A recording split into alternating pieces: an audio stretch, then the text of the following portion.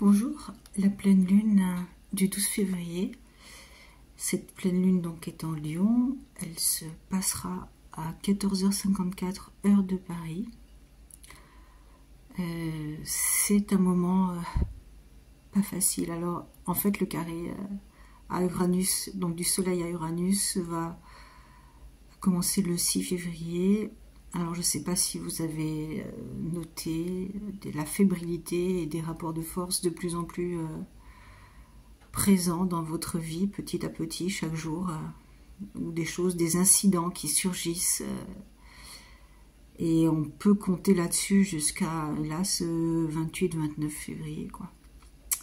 Donc là, précisément, lors de cette pleine lune, donc il y a un carré hanté avec Soleil, Lune, Mercure en carré à Uranus. Ça concerne les maisons 8, 2 et 9, c'est-à-dire le Soleil en 8, c'est un moment de crise et aussi parfois de crise salutaire. Avec la Lune dans la maison 2, ça peut concerner donc des biens, l'argent, et Mercure qui est associé aussi à ce carré en 9, donc peut-être des problèmes légaux aussi, qui surgirait donc inopinément.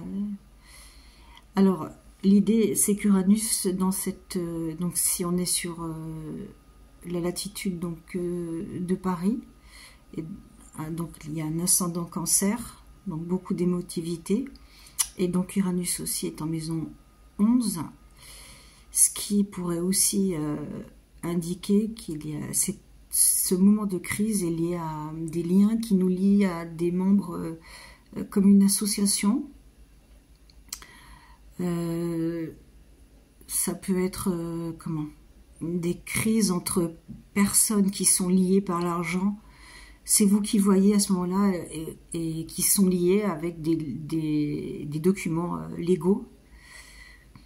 C'est un peu paroxystique, hein, donc à partir, je dirais, quand la Lune rentre en Lion, donc vu qu'elle est à 24, enfin peut-être la fin du lundi, vu que c'est un mercredi, lundi soir, mercredi, et jusqu'à ce qu'elle passe en Vierge, donc le lendemain. Tous ces jours-là, lundi soir, mardi, mercredi, sont des jours compliqués. Et le mois sera compliqué avec le carré Soleil-Uranus de toute façon. Alors il y a une force, hein, on va chercher qu'est-ce qui peut nous aider. Donc c'est le trigone de Mars en 12 à Saturne en 9. Alors il est possible que on puisse bénéficier de soutiens qui seraient cachés, hein, de personnes ayant un certain pouvoir et qui viennent vous aider au niveau légal, ça c'est possible aussi. La conjonction aussi Vénus-Neptune, donc Vénus en 10, Neptune en 10 aussi, c'est donc peut-être de la solidarité, des émotions éprouvées dans la vie sociale et professionnelle qui vous mettront du bon au cœur dans cette situation, ou peut-être trouver du soutien aussi avec Neptune, hein, du soutien, de la compréhension, et peut-être tout simplement, vu que c'est Vénus, une femme dans la sphère, comment dirais-je, professionnelle, qui est un grand soutien. Voilà, ça aussi.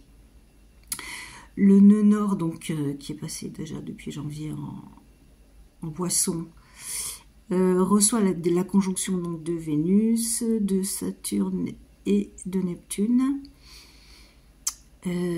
Donc en fait, donc en maison 10, hein, le chemin qui nous est proposé de toute façon, c'est de s'affirmer dans la sphère professionnelle.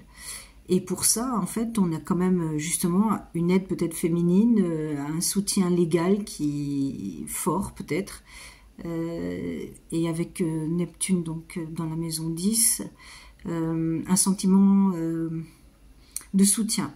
Alors c'est vraiment paradoxal parce que là il y a à la fois une crise et du soutien, donc à voir suivant les événements qui vous touchent actuellement dans votre vie. Alors ensuite donc Chiron, qui peut indiquer là où on est vraiment blessé, en situation en difficulté. Donc, Chiron est en maison 10, il indique bien que c'est la sphère professionnelle qui pose problème et en fait il reçoit un carré de Mars qui est en maison 12. Donc là, il y a vraiment la notion d'ennemis, mais d'ennemis qui veulent notre peau, quoi. Et ça affecte déjà notre travail et puis ça nous affecte la santé. Alors peut-être plus psychique, je dirais. Ça n'annonce pas des maladies graves, mais il y a un sentiment d'état maladif à cause d'ennemis. Mars en 12, c'est vraiment des ennemis cachés qui peuvent surgir, voilà. Et ça vous bouleverse, ça nous bouleverse. Cérès aussi, donc Cérès est en maison 8, et elle reçoit un carré d'Uranus en 12, non, en 11, pardon. Et donc c'est toujours cette histoire d'association, de liens qu'on aurait par obligation, donc une implication personnelle dans des liens. Alors je ne sais pas comment, qu'est-ce qu'on pourrait dire, bon ben voilà, un lien associatif, mais il y aurait quand même une histoire d'argent dedans, donc de biens. Donc comme je l'avais déjà précédemment dit, ça peut être donc le logement, donc un syndic, enfin vous voyez ce genre de choses, je dirais. Et en fait, il y aurait des rapports de force, mais puissants, hein. Et ça nuit vraiment ça amène des situations de crise, quoi. Donc cette pleine lune, je ne vais pas vous le cacher, elle est compliquée. Elle est vraiment, c'est un passage. On en sortira grandi. Saturne est quand même puissant avec ce trigone. Il est aussi conjoint à Neptune, donc il est soutenu par Neptune. Il est aussi, Saturne est conjoint aussi au nœud nord. Donc avec un Saturne en 9, l'idée c'est de se dépasser, c'est de voir plus haut comment on peut comment dirais-je, se dépasser, oui, aller plus haut que ce qu'on peut, que la situation qui est vraiment paradoxale le fait, quoi. Et d'autre part, qu'est-ce que je pourrais dire encore? La Lune, alors, est favorable est en trigone à Chiron, donc on peut puiser dans des liens affectifs, la possibilité aussi de guérir. C'est-à-dire que là, il faut peut-être pas hésiter, si c'est paradoxal, s'il y a vraiment des crises qui sont trop importantes, à se faire aider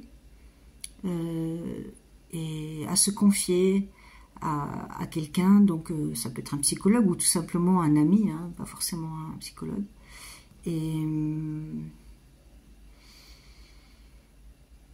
qu'est-ce que je pourrais dire comme point positif? J'avoue que là, c'est compliqué. Ça nous demande des ressources, voilà. Des ressources qu'on doit aller chercher. Et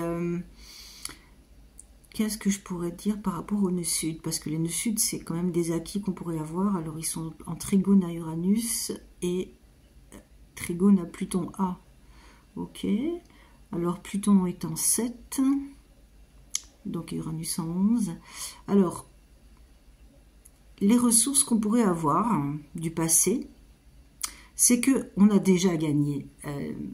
Si toutefois il y a des sortes de procès actuellement, des voies légales qui sont utilisées, en fait on a déjà eu, on peut s'appuyer sur des choses dans lesquelles on a triomphé. À vous de voir quand est-ce que vous avez pu triompher de manière légale. D'autre part, donc avec Uranus, un soutien, comment dirais-je, d'amis, un entourage qui comprend et qui se soude. Alors ne pas hésiter à être à plusieurs,